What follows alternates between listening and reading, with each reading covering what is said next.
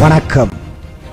கிபி 1756 கிழக்கிந்திய கம்பெனி என்ற பெயரில் நம் பாரத நாட்டை அடிமைப்படுத்த ஆங்கில ஏகாதிபத்தியம் மும்முரமாக படை நடத்தி கொண்டிருந்த காலம்.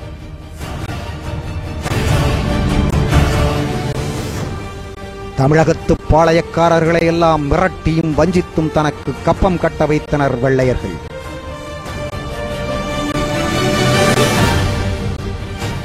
அந்த ஆண்டில் மேலப்பாளையத்தில் பயிரங்குளத்தில் பிறந்த பகலவன் ஒருவனிடம் தோற்றுப்போவோம் என்று கனவா கண்டிருப்பார்கள் அந்த பரங்கித் தலையர்கள்.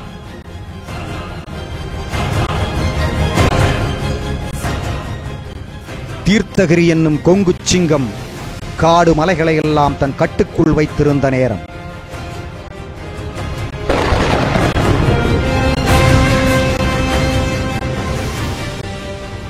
தாராபுரத்திலிருந்து சங்ககிரி கோட்டைக்கு வரிப்பணம் செல்லுகிறது.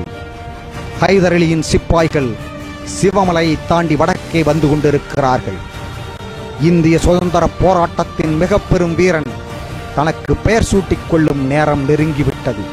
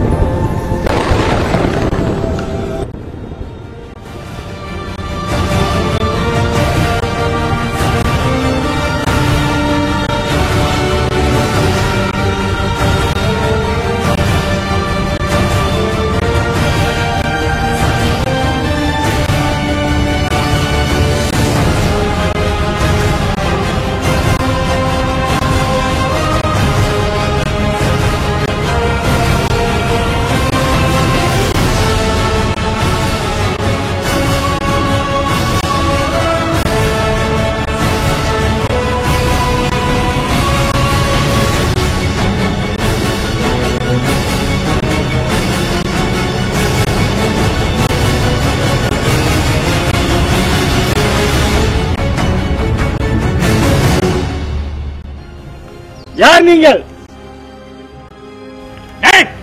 அந்த கேள்வி நாங்க கேட்கணும். எங்கடா கொங்குநாட்டோட வரிப்பணம்? அதை கேட்க நீங்க யாரு? நாங்க கேட்ட கேள்விக்கு பதில் சொல்லு. நாங்க திவான் சாஹிப் மட்டும் தான் பதில் சொல்லுவோம். கொங்கு நாட்டை தாண்டி போறவங்க யாரும் எங்களுக்கு பதில் சொல்லாம போக முடியாது.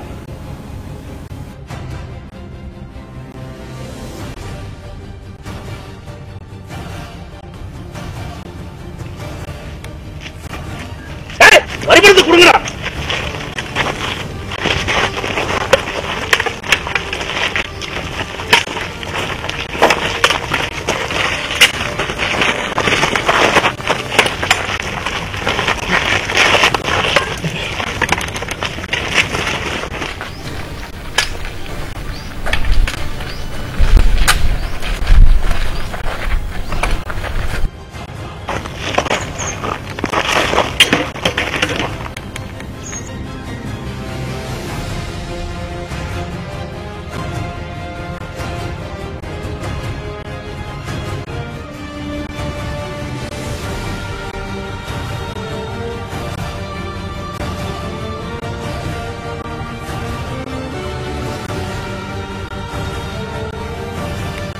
இந்த 3 பேருக்கு எங்க மண்டியிட வைங்க.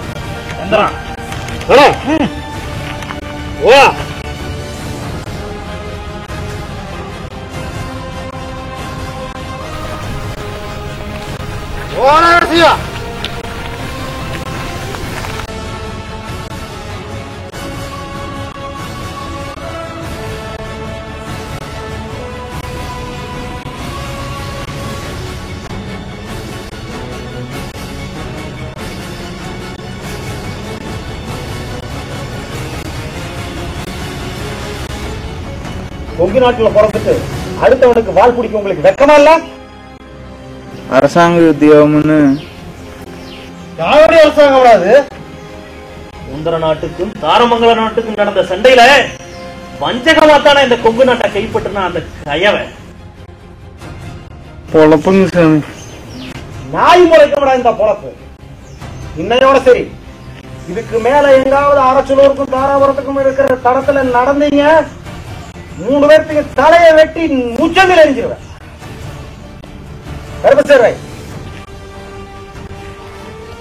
ஐயா, என்ன சங்ககிரி கோட்டைக்கு போய் திவான் சாஹிப் வரிப்பணம் கேட்டாங்க.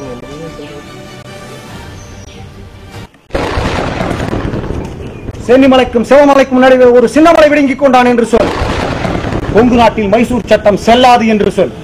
உத்தம காமிண்டனின் வம்சத்தில் ஒரு சொட்டு ரத்தம் இருக்கும் வரை கோவை ஜில்லாவில் இருந்து ஒரு குண்டுமணியை கூட வரியாக வசூல் பண்ண முடியாது என்று சொல்.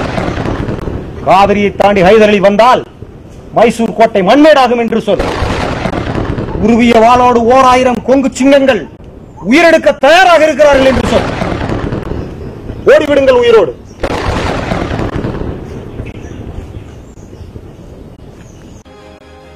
அன்று தீர்த்தகிரி சின்னமலையாக அவதரித்த பிறகு திப்பு சுல்தானிடம் படை நடத்தி அவன் நம்பிக்கையை பெற்றான். காவிரி கரையிலே முதலாக ஆங்கிலேய படைகளை துரத்தி அடித்தான். 3000 குதிரைப்படை வீரர்களை தனி ஒருவனாக நின்று தன் சாதுரியத்தால் விரட்டி அடித்தான். கர்னல் மேக்ஸ்வெல்லின் தலையை வெட்டி ஊர்வலமாக கொண்டு வந்தான். இந்த சூரனை வெற்றி கொள்ள முடியாது என்று முடிவு செய்த வெள்ளையர்கள் தங்களுக்கே உரிய பிரிட்டிஷ் சூழ்ச்சியை அரங்கேற்றினர். தாய் மண்ணுக்காக தாயையை இழக்கும் இந்த தமிழ் மண்ணில் காசுக்காக கயமைத்தனம் புரிந்து காட்டிக் கொடுத்தான் ஒரு கருங்காலி. நம் இனத்துக்கு பகைவன் நாம் தானே.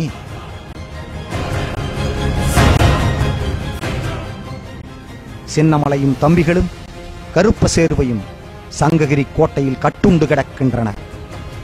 எங்கள் ஆட்சியில் சூரியனே மறையாது என்று ஏகாத்தியம் பேசும் பிரிட்டிஷ் தண்டனை சட்டம் தன் சூழ்ச்சி பற்களால் விஷம் பரப்பி சின்னமலையை வீழ்த்த துடிக்கிறது.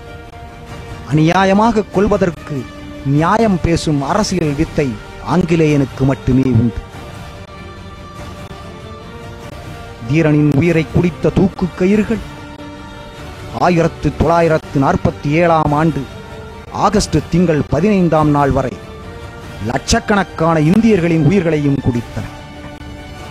சங்ககிரி கோட்டையில் சப்தமில்லாமல் அடங்கிப் போன தீரனின் குரல் ஒன்றாய், நூறாய், ஆயிரமாய், லட்சமாய் பெருக்கெடுத்து 142 வருடங்களுக்கு பிறகுதான் இந்த மண்ணுக்கு சுதந்திரம் பெற்று தந்தோம்.